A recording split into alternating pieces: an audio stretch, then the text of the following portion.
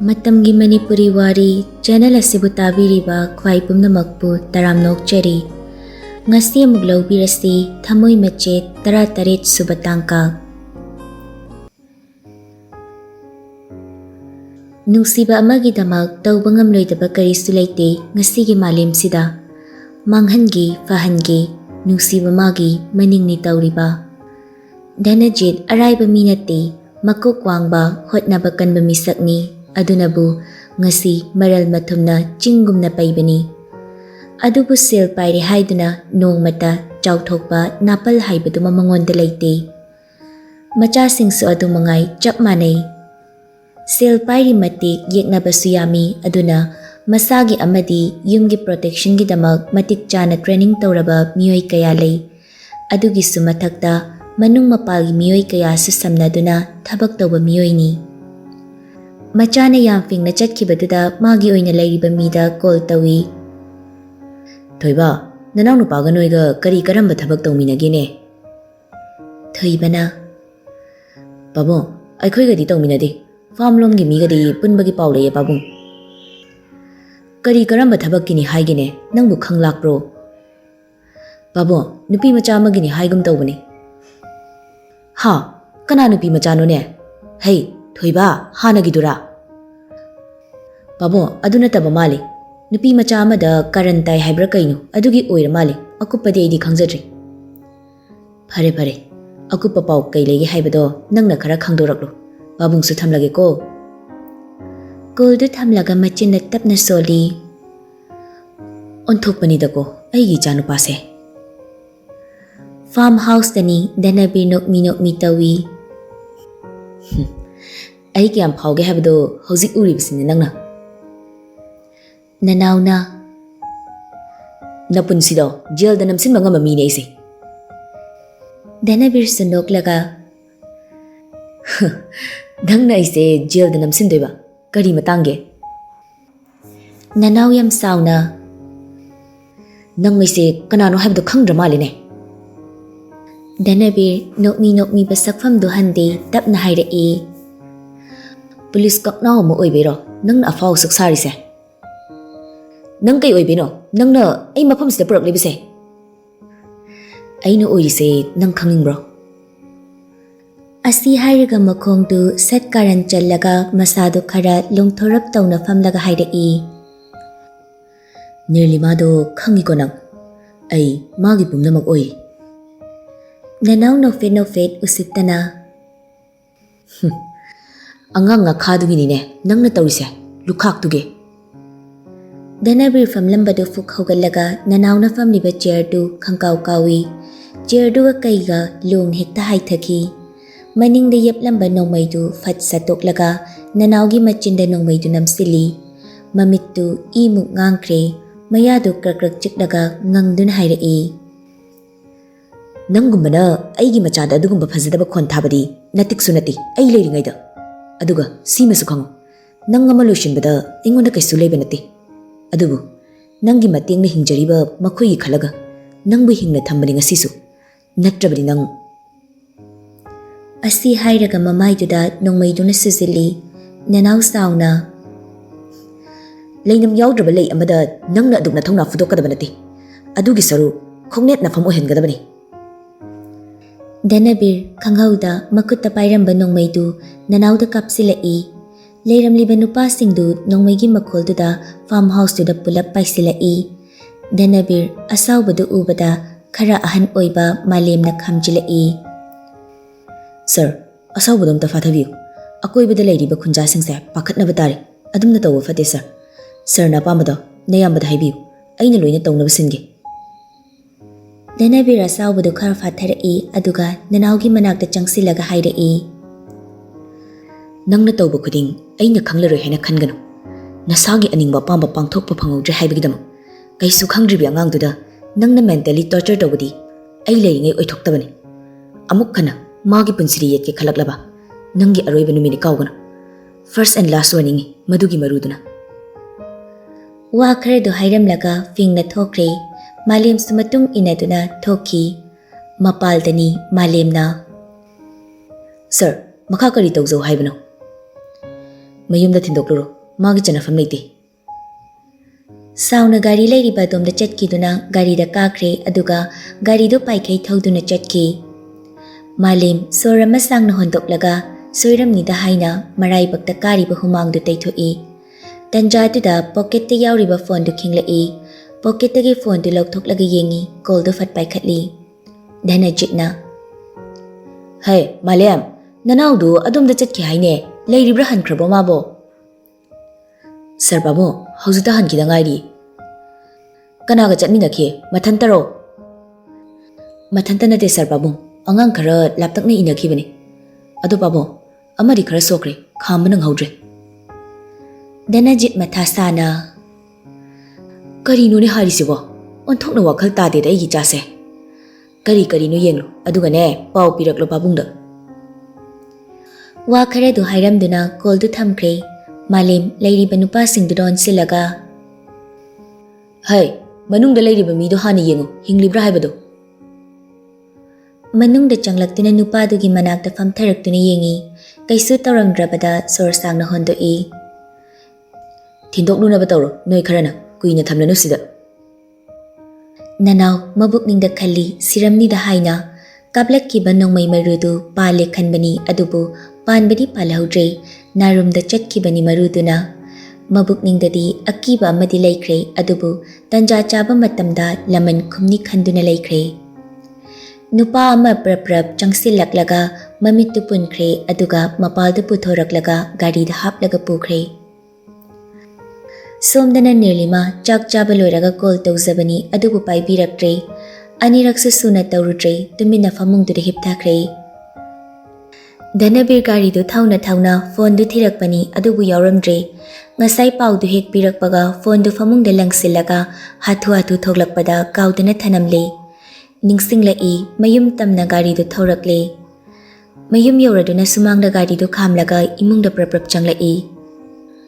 Mapa ibungo do TV ka oiriba yumyai du da thariba sofa du da famlaga phone da wari saduna lairami. Fare kaisu tawdradi thiluraba natro. Phone dagi. Thinjarure Sir Babu. Fare thamo. Wari sana balure duna call du thambaga machana changlakpadu ubada khudang da siriba gari du de yenglaga. Pungse kaya tare hoje. Dhanabir mapabu adukki matiki na chatli. Dhanajit na mapa ama oina macha singbu yam close oina suloinai aduga macha singbu warak chetpa mapa amasu oi. Dhanabir chatlambadu leplaga mapado onsilaktuna tapna gari duda yenglaga. Mari makai tare Babu. Ipa wahagi bungo. Dhanabir tapna changsilaklaga mapagi nakta famlai. Mapa na makha tarai. Ipa na nangda kayarak khana haibani. Nangi service da sokadaba thabakti tawba chumde. Leiriba nayamba nanausingda sinaraga tawba kari kaiba leibagi bungo. Wakal muna khantaraga thabak tawba tamsi. Babu, ai soigre matungda tawdana bo honage.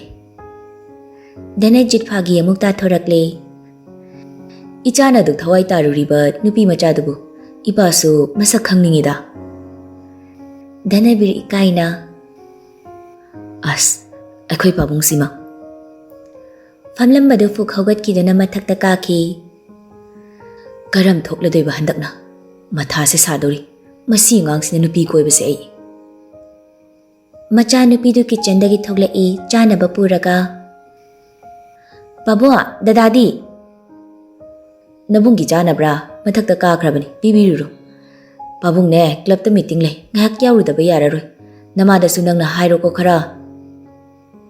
Mapana thokibadu yenglamlaga Christy chanabadu paiduna mathakta kaki.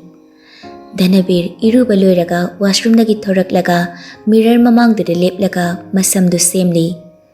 Dress hongba loiraga mamaidu lai thorakpani. Chanaba thanamlibadu ubada mabuktu gorong tawrakle. Ayukta breakfast tabadagi karisu chadribani. Prap changsilaga sangom glass tu paikhatlaga good thakchili aduga machinda soli. Siwardi khara faridana. Ngasai khedi lamlamdabani hojikta hekta kanna lamkhalai wani. Nakanda lairiba phone du paikhatlaga yengi mamittu lakthoklaga. As, ai sidiba. Asuk nungsiba tansase hek laina mangida. Glass to table da thamlaga call fat tawsili ring hak chatpaga adum pairakle. Hello. Macha. Dadadi thabaga macha thokludana phone su kaudana puhaudre. Aduna call lakpado khangaudre. Kaidoramnino hojikpo nangbo. Sum chumna tawrakpani. Numidang wairamgi thabak loisinge tawrambani. Fare fare loisinjaro duri. Nang thabak loibaga text tawroko dadada. Hoi. Call dusa dumak thamnakre Nirlima mobile to the yenglaga nokmi su tawri. Ramesh Christy ga mobile da wari sari. Thoi. Kai haige da mes. Onthok nungsireda.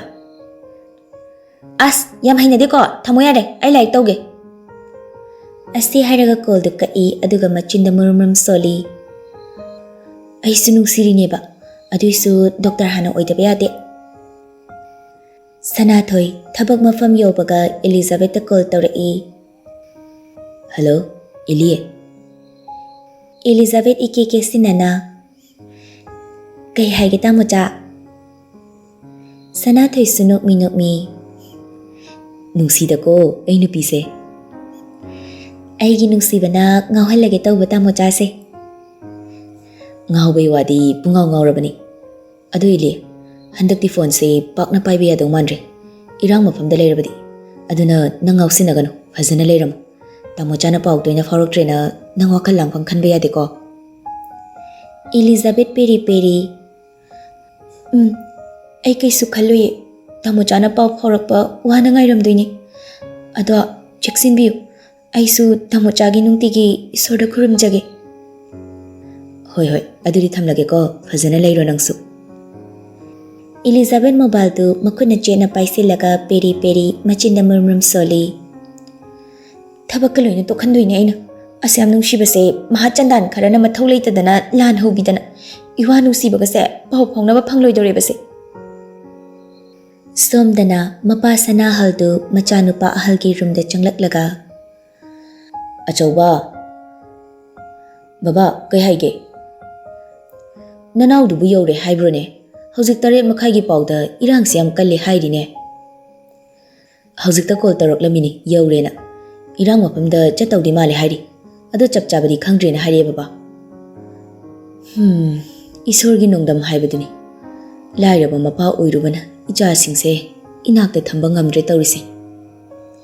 Kaisu ka hena khanjin biruna baba. Baba na dumna pakhaladi imana khanglaga hena matha sarani. Aduga ekoina baba gi mateng khajik pangba ngamjari base. Asina penbo oizarini. Mapa du tumina thokre. Achauba su matha sana lehauri. Irangi paudi masu tari banina. Adubu mapa gi mabukning chakthoknaba hairiba haibaduni masu. Noma haukibana achauba gi luhongbagi matam su lepkre. Ingagi nini panbada. Aduga Sanathoi irang mapamda chatkani tawrambadu chatkidre. Training amagi makoi manga khanbada masu yauduna gawada training gi laikre. Aduna sor kharadi hondoknari mayamdu. Asuk tin kraba matam sida ani du karamna naksinakibano khanghaudre. Hayeng dangairi Dhanabirsu Kashmir da chattauba aduna Nirlimaga unasi hainaduna lawba lai. Leirak machin yausilakpada call tawshili. Hello, dada, ay thole kai da leirino. Leirak machin da lei.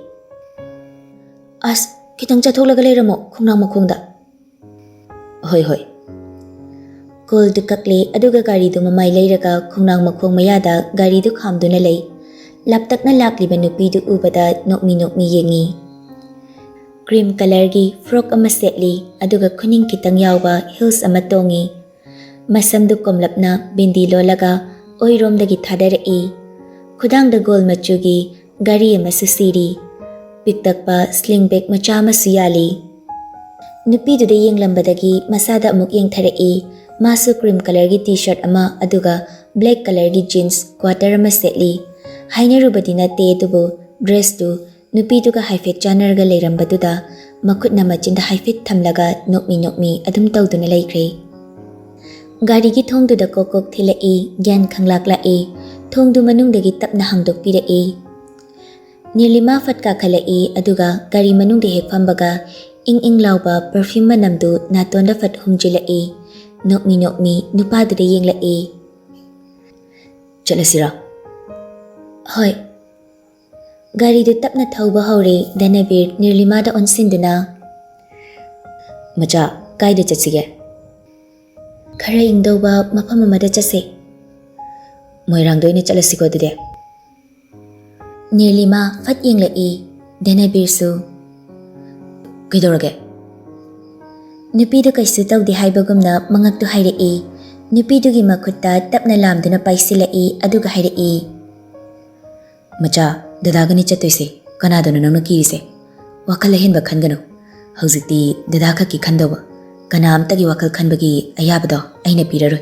Nangasu khanba yaro. Nirlima nokmi makuttu tapna lauktoklaga hoi haibagumna mangaktu nomi. Anidu moirang yaure. Loktak mapalda punna lepminaduna akoibadu yengli.